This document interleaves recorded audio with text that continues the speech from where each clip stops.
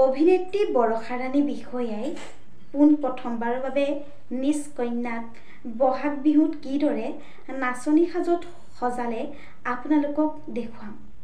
জনপ্ৰিয় অভিনেত্ৰীগৰাকীৰ কন্যাক কিমান মৰম লাগিছে ভিডিঅ'টোৰ জৰিয়তে দেখিবলৈ পাব আৰু আপোনালোকৰো বহুত বেছি মৰম লাগিব। নমস্কাৰ বন্ধু বান্ধৱীসকল, আপোনালোক সকলোকে স্বাগতম জনাইছোঁ।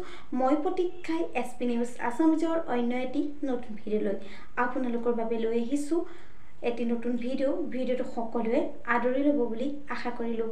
আহক আজি ভিডিঅ'টোৰ পৰৱৰ্তী অংশলৈ আগবাঢ়োঁ।